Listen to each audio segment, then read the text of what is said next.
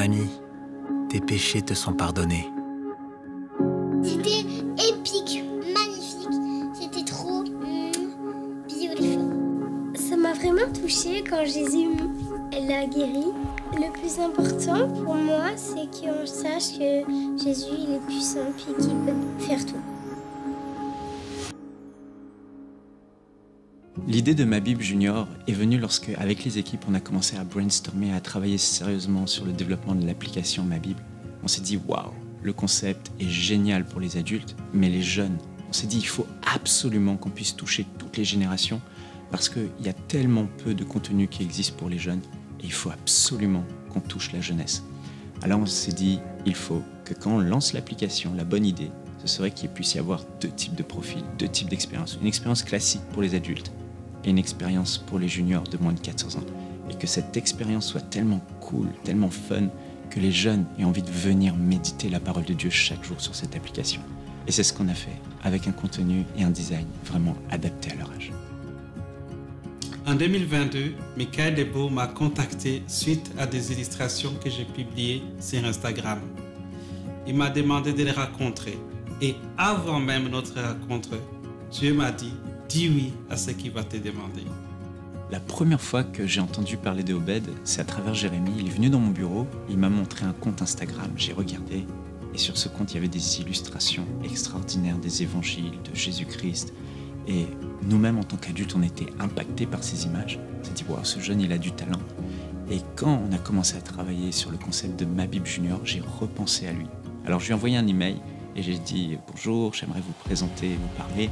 Et est-ce qu'on peut s'appeler? Et puis là, il a dit, dès qu'il a reçu l'email, en fait, l'Esprit de Dieu lui a dit, quoi que ce soit que Michael te demande, dis oui.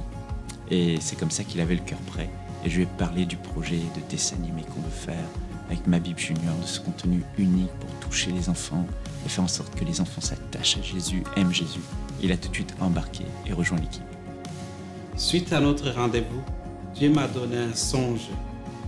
Et j'ai vu des enfants, un petit nombre d'enfants, mais qui s'agrandissaient, ça s'est multiplié, qu'on ne voyait plus les bouts, et beaucoup d'enfants qui rejoignaient le royaume de Dieu grâce à ces projets de MCI.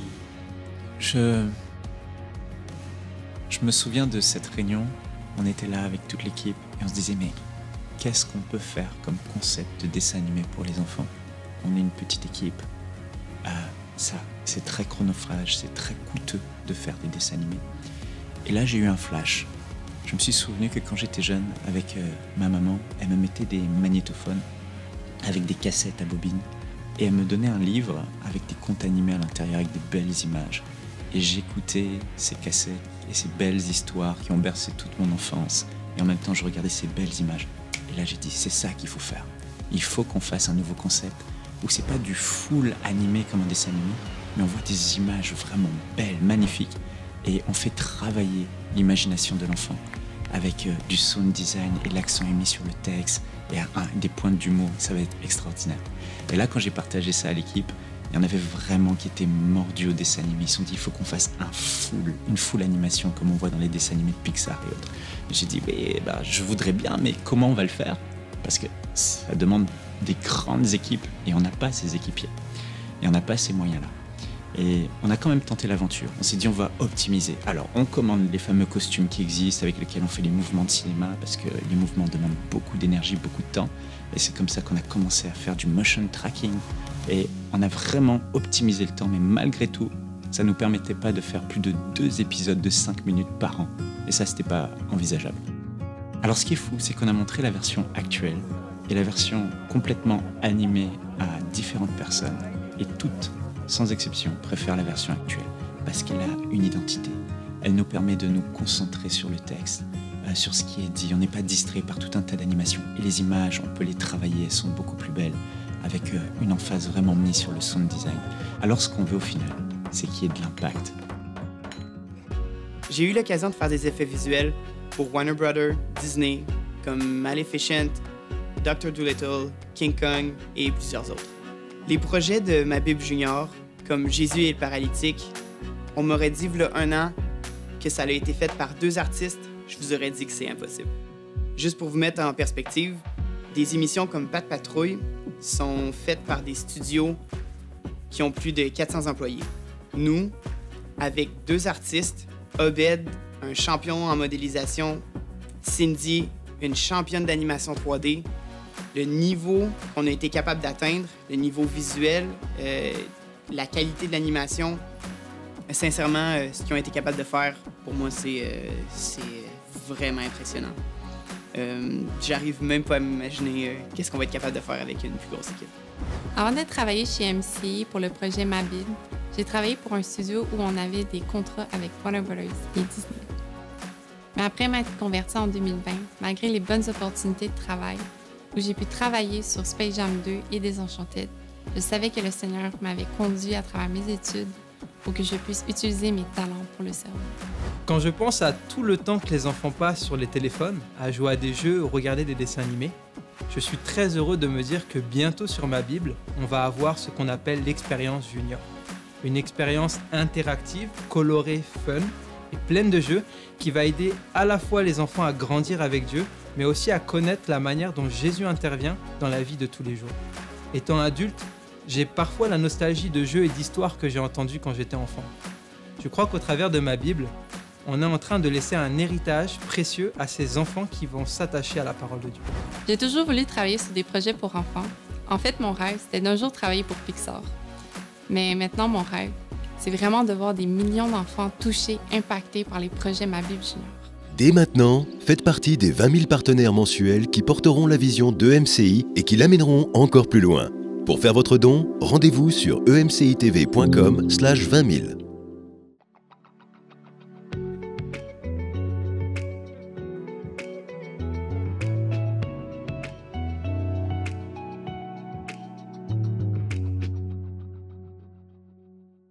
Hello, hello mon ami, heureux de te retrouver dans cette nouvelle émission Face à Face. On va parler de changement. Est-ce que tu t'es dit une fois que Dieu était au chômage ou à la retraite? Est-ce que vraiment tu as pensé une fois que Dieu était confiné dans son royaume et qui ne s'occupait pas de ce qui se passait dans la terre et en l'occurrence de ta vie? Si tu as pensé ça, tu t'es trompé toi-même. Parce que Dieu est toujours en train de travailler dans ta vie, dans ma vie, dans notre vie. Il est toujours à l'œuvre. En fait, quand Dieu pose sa main sur nous, il nous prend en bas pour nous amener en haut. Et ça nécessite une transformation. Et qui dit transformation dit changement. Parfois, les changements que Dieu opère, et c'est pas parfois, c'est souvent même, c'est toujours pour nous amener plus loin, plus haut, plus proche de lui, mais également pour nous amener, nous entraîner à relever des défis, à devenir la meilleure, mais alors la meilleure version de nous-mêmes. Dis avec moi, il faut que je sois la meilleure version de moi-même. Hein? C'est quand même pas rien d'être la meilleure version de soi-même. Tu as déjà rencontré quelqu'un qui t'a dit « t'as pas changé » Je sais pas pour toi, mais si tu me rencontres dehors, ça fait peut-être... si on s'est rencontrés auparavant, genre il y a 20 ans, quoi, et que tu viens me voir, tu me dis « Ah Yanis, t'as pas changé » et je vais me dire que j'ai un problème, quoi. Parce que si je n'ai pas changé, ça veut dire que Dieu n'a rien fait dans ma vie. Et en l'occurrence, comme je viens de te le dire, Dieu est toujours en travail. Il effectue toujours quelque chose dans ma vie. Parce que je ne suis pas parfait, j'aimerais l'être, mais je ne le suis pas. Et chaque jour, il y a des ci, il y a des ça que Dieu doit extirper de moi pour me rendre meilleur. Alors, moi, au début de ma conversion, j'étais le type de gars... Avant, je marchais plutôt avec des survêtements, etc.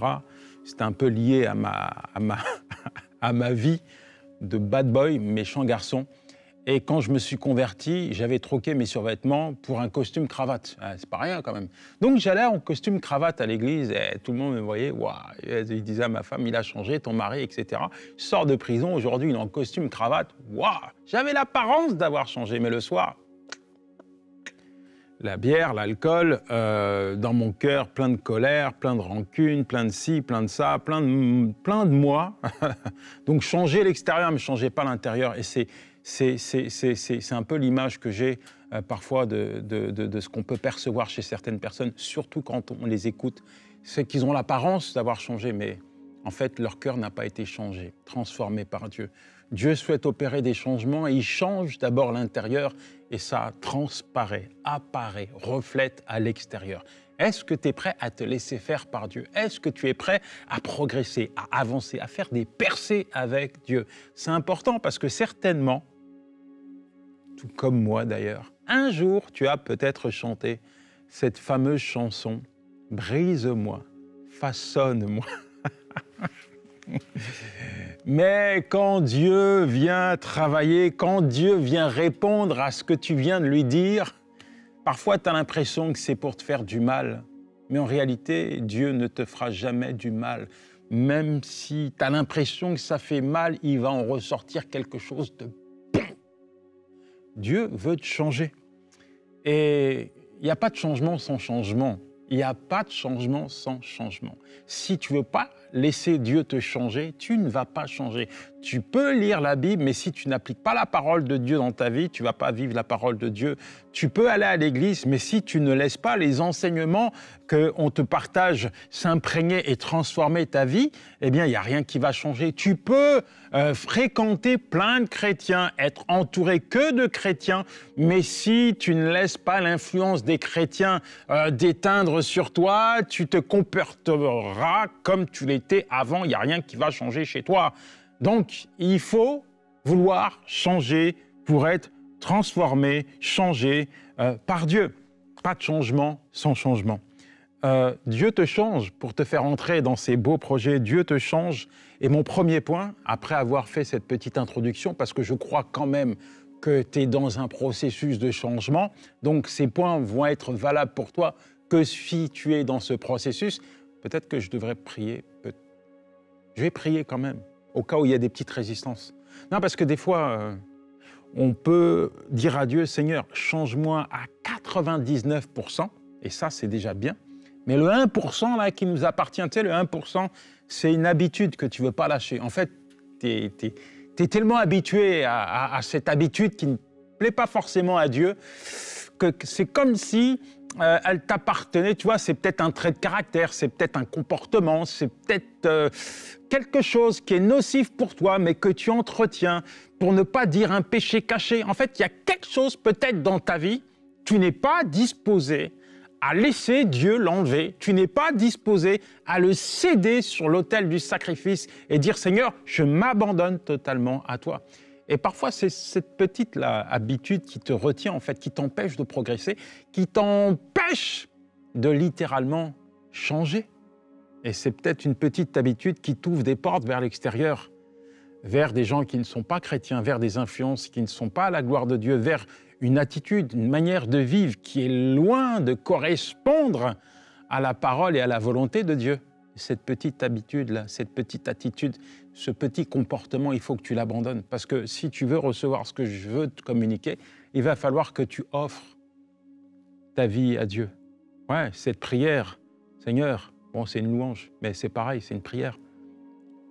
Façonne-moi, brise-moi. Seigneur, je suis l'argile, tu es le potier. Que cette parole puisse s'opérer dans ma vie. Seigneur, moi, je prie pour ton enfant maintenant. Est-ce que tu peux répéter après moi, Seigneur, viens, tu connais ma vie. Je peux avoir l'apparence d'être bien, mais tu sais ce qui ne va pas chez moi. Voilà, me voici devant toi. Je veux me laisser faire, me laisser façonner, transformer, tailler, sculpter et monde tout ce qui ne va pas, retranche, enlève, extirpe de ma vie tout ce qui te déplaît parce que je décide aujourd'hui de me laisser faire par toi, afin de devenir la meilleure version de moi-même. Amen. Alors, mon premier point, c'est les changements que Dieu opère sont des occasions de croissance. Tu vois, Dieu opère des changements qui sont des occasions de croissance. J'aime ce texte de Joseph parce qu'on voit que Dieu peut même utiliser les erreurs de l'homme pour nous faire grandir. Joseph a été vendu par ses frères, mais Dieu a utilisé le péché de ses frères, Dieu a utilisé cette situation catastrophique, le mal qu'on lui a fait pour en faire ressortir du bien. Dieu a utilisé cette épreuve pour faire grandir Joseph, pour que réellement Joseph puisse être intègre, attaché à lui. J'aime cette image dans cette prison que Joseph il se retrouve. Et en fait, c'est vraiment dans ce creuset, dans le creuset de l'épreuve, que Joseph va démontrer son authenticité, son intégrité, son attachement à Dieu. Il a reçu un rêve de la part de Dieu et dans cette prison, tout ce qui le tient, tout ce qui le maintient debout, c'est ce rêve, c'est sa relation avec Dieu. Il sait que ce que Dieu a déposé dans son cœur, c'est vrai. Alors il reste attaché à Dieu malgré le mal qu'on lui a infligé. Et dans Genèse 50, verset 20, il dira « Vous aviez médité de me faire du mal, Dieu a voulu en faire du bien pour accomplir ce qui arrive aujourd'hui, pour sauver la vie à un peuple nombreux. » Alors, ce que je suis en train de te dire par là, je ne vais pas te positionner dans la vie de Joseph, mais si, par exemple, tu fais comme ses frères, et comme tout le monde, et moi le premier, on a tous fait des erreurs. Qui n'a jamais fait d'erreur? J'ai fait des erreurs. Et si tu as déjà fait une erreur, je veux te dire, ne reste pas figé sur cette erreur, ne reste pas bloqué, ne laisse pas une erreur t'empêcher d'avancer. Dieu peut utiliser tes erreurs pour te changer. Dieu peut utiliser tes erreurs pour transformer ta vie, pour te rapprocher de lui, pour te faire grandir. Tu sais, Pierre, avant cette erreur, il a renié le Seigneur. Il a fait une erreur, il n'est pas resté bloqué sur cette erreur. Et au travers de cette erreur, il a vu Jésus-Christ le reconstruire, le repositionner, le mandater et l'envoyer. Et il deviendra alors ce que Jésus-Christ avait prévu pour lui. Hein? Pierre, tu es Pierre, et sur cette pierre, je bâtirai mon Église. Parfois, Dieu prend nos erreurs pour nous conduire vers sa destinée. Je me souviens de cette prison Grand Bassam en Côte d'Ivoire. La directrice était là. J'ai prêché à tous les détenus et je leur ai dit, vous savez, c'est pas parce que vous avez fait une erreur que vous êtes une erreur. Ce n'est pas parce que vous avez commis une erreur que vous êtes une erreur. Et la directrice a écrit cette punchline dans la cour, sur le mur de la promenade. C'est pas parce que vous avez fait une erreur que vous êtes une erreur. Nos échecs ne sont pas une fin en soi. C'est le début de quelque chose de nouveau avec Dieu. Dieu est capable d'utiliser tes erreurs pour te transformer, pour te changer, pour te rapprocher de lui, pour te faire grandir. Dans Romains 12, verset 2, « Ne vous conformez pas au siècle présent, mais soyez transformés par le renouvellement de l'intelligence, afin que vous discerniez quelle est la volonté de Dieu, ce qui est bon, agréable et parfait. » Il ne faut pas se conformer au monde. Parfois, moi, j'aime pas trop la manière dont on évalue un élève. On l'évalue au travers de ses notes. Et parfois, à cause d'une note, un élève peut vivre en mode échec. Parfois, un élève peut se disqualifier à cause d'une mauvaise note. Et les critères de Dieu ne sont pas les critères du monde. Peut-être que tu as fait des erreurs, peut-être que même tu as été écarté de la société, comme moi d'ailleurs, et tu te dis, mais je ne peux pas grandir, je ne peux pas changer. Mais non, les critères de l'homme, ce n'est pas parce qu'on t'a dit, ouais, tu es une erreur, ce n'est pas parce qu'on t'a dit, ouais, tu n'es pas qualifié pour telle ou telle chose, tu ne pourras jamais percer dans tel ou tel domaine, que Dieu t'a déjà disqualifié. Ce n'est pas parce que l'homme t'a disqualifié que Dieu t'a disqualifié. Dieu a quelque chose à t'apprendre au travers de tes erreurs. Dieu veut te faire grandir au travers de tes erreurs. Dieu a forcément quelque chose à accomplir avec toi. Alors, ne regarde pas ce que le monde dit à ton sujet, mais regarde plutôt à ce que ton Créateur dit de toi. C'est la vérité qui va te rendre libre. Jean 8, verset 32, la vérité vous rendra libre. Eh bien, il y a un homme que j'affectionne beaucoup, qui a un ministère auprès des musulmans. C'était un ancien musulman et il avait une vie enfermée dans les carcans de la religiosité. Et puis un jour, il va être percuté par le message de l'Évangile. Un jour, il va voir Dieu transformer littéralement sa vie. Et aujourd'hui, c'est un témoin vivant qui raconte les hauts faits de Dieu partout où il va. Il touche la communauté musulmane. Il leur dit combien Dieu les aime. Et il y a des centaines et des centaines de musulmans qui acceptent Jésus-Christ comme Seigneur et Sauveur. Tout ça pour te dire, peu importe ta vie passée, Le jour où tu rencontres Christ, tout change. Peu importe ce que tu as vécu hier, le jour où tu donnes ta vie à Jésus, tu comprends qu'au travers de ton passé, il va procéder à des choses incroyables, inimaginables. En réalité, il va se servir de tes échecs d'hier pour accomplir son œuvre. Alors, il n'y a pas d'erreur avec Dieu. Il n'y a jamais d'erreur. À partir du moment où tu confies tes erreurs à Dieu, Dieu les prend et change, transforme les choses. Joseph l'a partagé à ses frères. Ses frères ont compris que finalement, même s'ils avaient décrété de faire du mal à Joseph, même s'ils avaient vendu comme esclave Joseph, en réalité, sans le savoir, eux considéraient que c'était fini. Mais non, Dieu n'en avait pas décrété ainsi. Dieu a utilisé le mal qu'ils avaient fait à Joseph pour en faire ressortir du bien. Et ce qu'ils ignoraient lorsqu'ils l'ont propulsé direction l'Égypte, lorsqu'ils l'ont mis sur le char des Ismaélites, ce qu'ils ignoraient, c'est qu'ils l'envoyaient tout droit dans l'accomplissement de la vision de Dieu. Seigneur, merci pour ton enfant.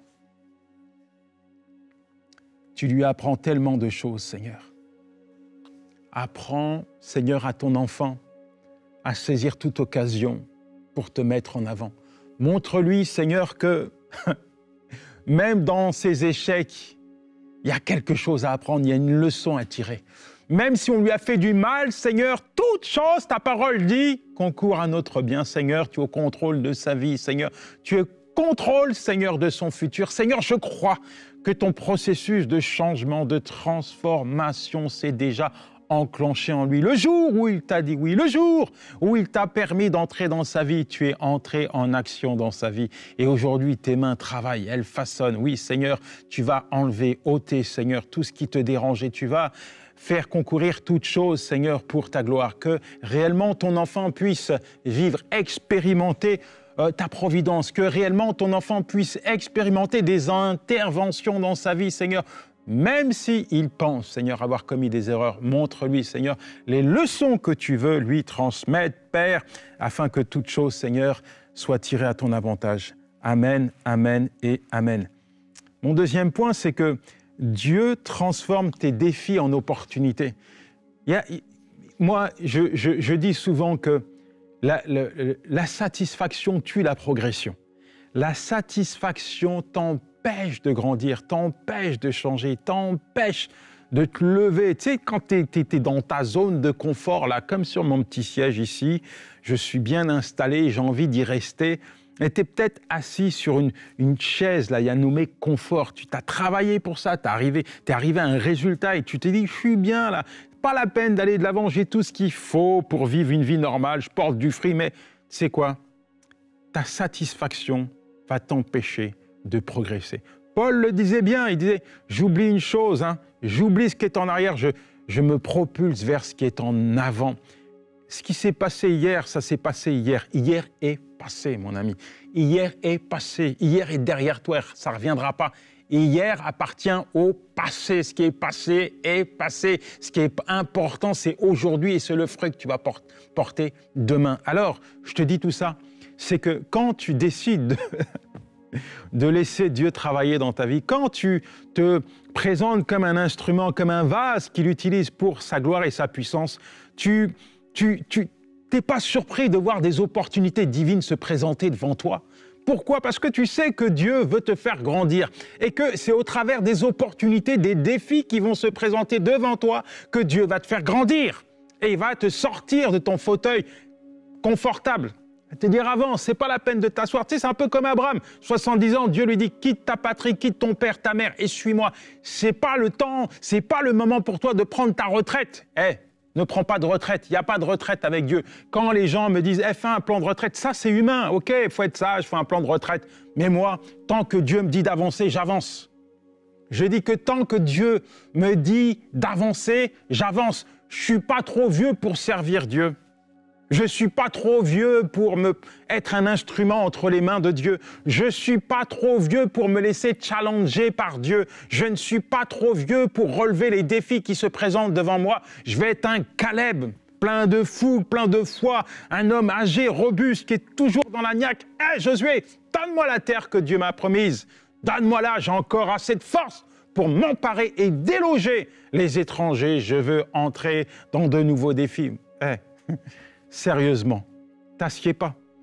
Le temps est trop précieux pour que tu perdes ton temps à t'installer dans ta zone de confort. Il y a trop de personnes là qui se meurent à l'extérieur pour que tu t'assieds sur tu rentres dans un spa, un jacuzzi spirituel. Il y a trop de choses à faire pour prendre ta retraite, mon ami.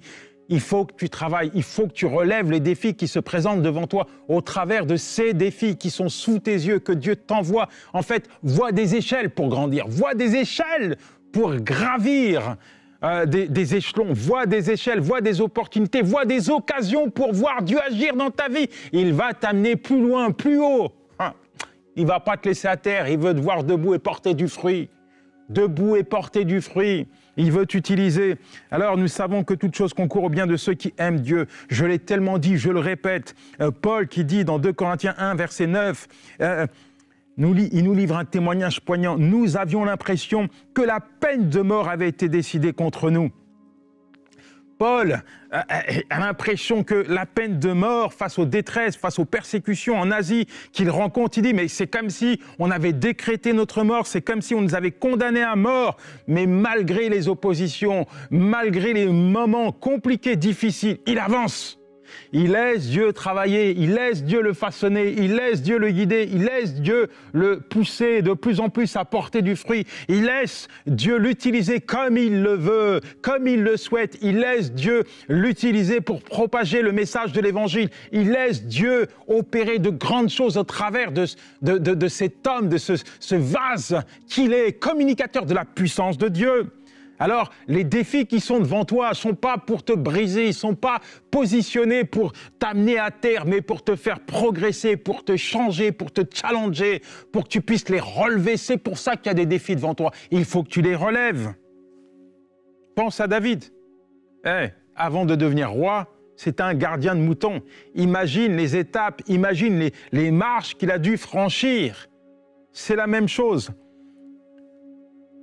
Chaque étape est une occasion de devenir la meilleure version de toi-même. Je pense à Esther qui a fait face à un défi. Il y avait un décret menaçant le peuple de Dieu. Elle s'est levée, elle a bravé les interdits, elle est intervenue auprès du roi, elle a plaidé la cause du peuple afin qu'il soit épargné. Il y a des défis. Esther aurait pu rester positionnée dans sa zone de confort, mais elle s'est levée, elle a saisi une occasion pour plaider la cause du peuple de Dieu.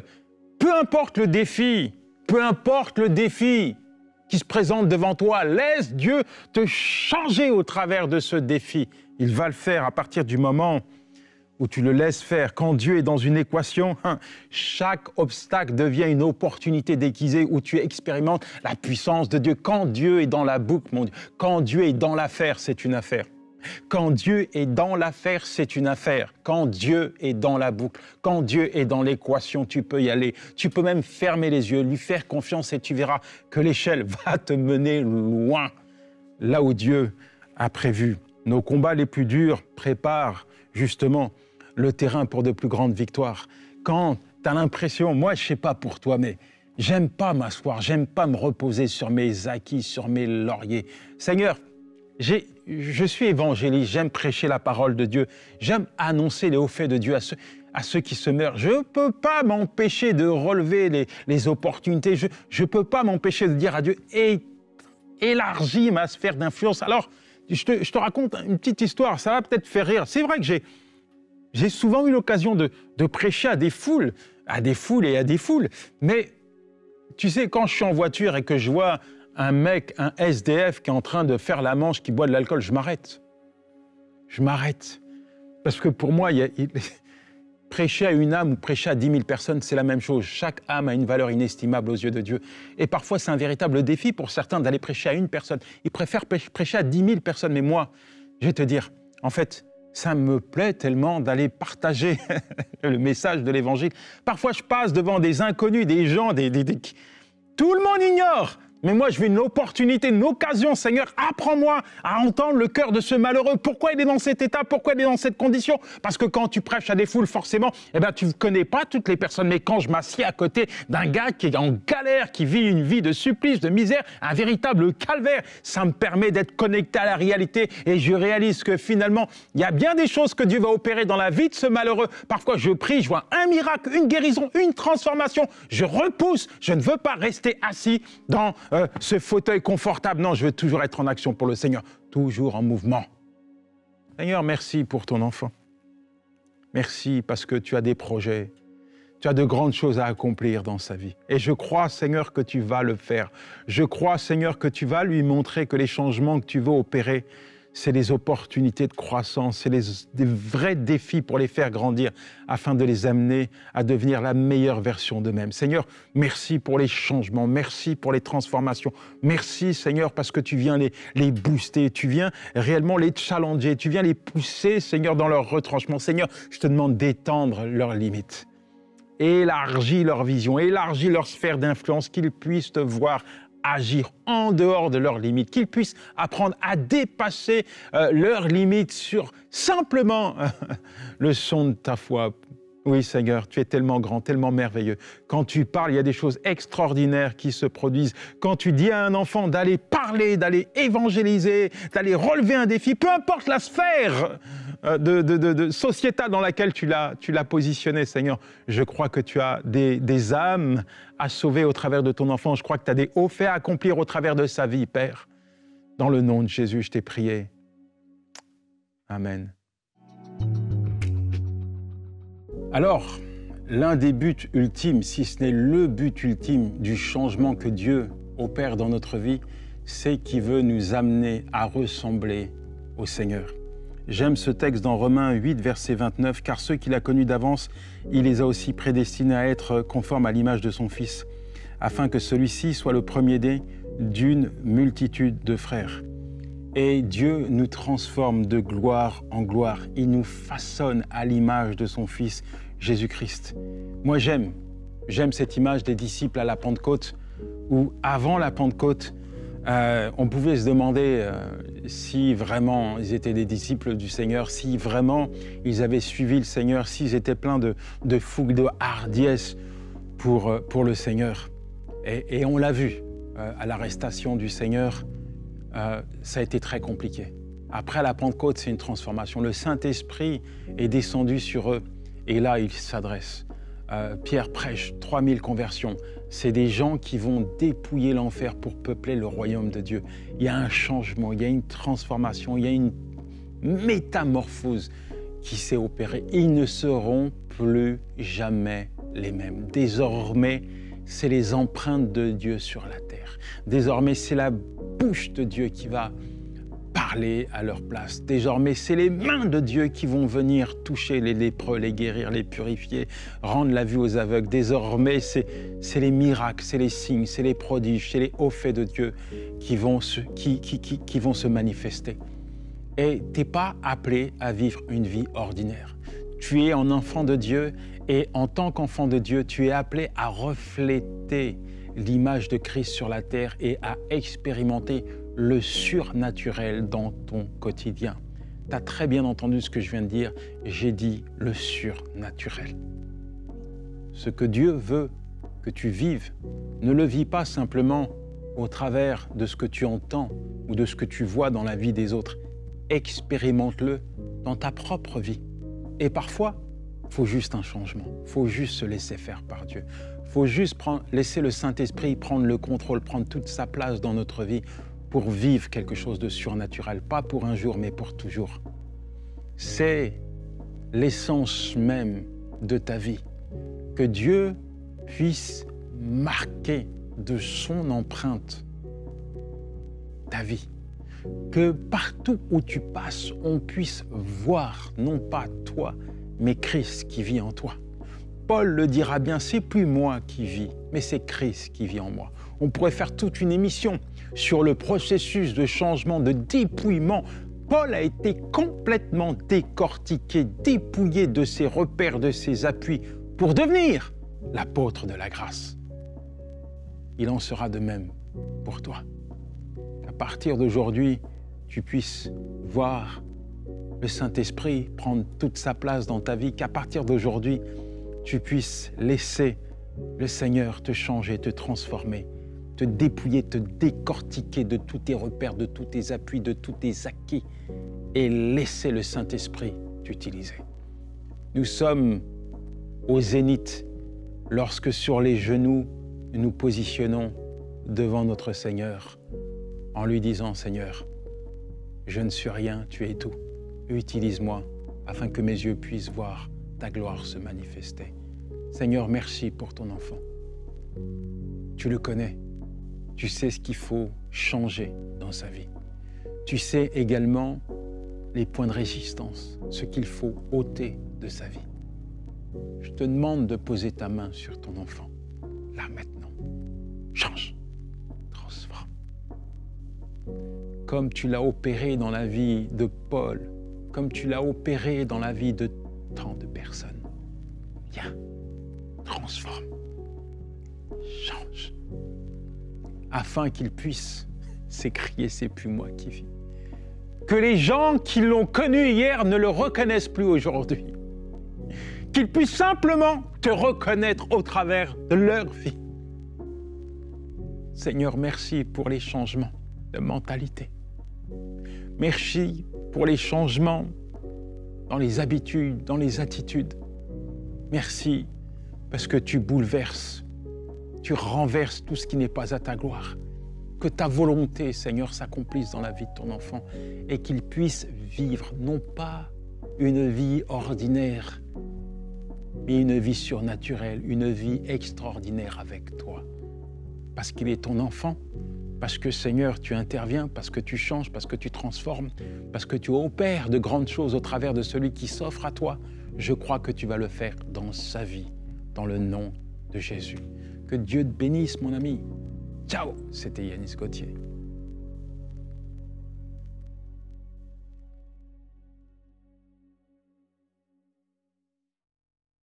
Merci d'avoir regardé cette émission et merci à tous les partenaires de MCI qui portent cette vision avec nous à nos côtés. C'est grâce à vous qu'on peut produire de telles émissions et voir des vies transformées. Je pense à cet homme qui s'appelle Claude qui nous a écrit récemment et qui a dit à quel point le Seigneur a fait des guérisons dans sa vie. Il a été restauré. Il a lui-même dit « J'étais comme le possédé de Gadara que le Seigneur a libéré. » C'est énorme et on se dit que tout ça se fait dans une multitude de vies qui sont là, qui regardent les programmes de MCI et c'est grâce aux partenaires mensuels. Et donc aujourd'hui, si vous voulez vous joindre aux 20 000 partenaires mensuels pour répondre à la grande commission, ce que le Seigneur nous a appelé de faire, d'aller par tout le monde et de faire des nations, des disciples en prêchant la parole, c'est ce qu'on fait à travers de MCI et on peut rejoindre, on peut connecter avec des personnes qui sont là dans leur maison, qui n'auraient peut-être jamais entendu parler du Seigneur Jésus autrement. Et donc aujourd'hui, je vous encourage à vous qui suivez, qui n'êtes pas encore partenaire de MCI, de rejoindre cette belle et grande famille des partenaires mensuels. Que le Seigneur vous bénisse et qu'il agisse puissamment dans vos vies. Dès maintenant, faites partie des 20 000 partenaires mensuels qui porteront la vision de MCI et qui l'amèneront encore plus loin. Pour faire votre don, rendez-vous sur emcitv.com/20 000.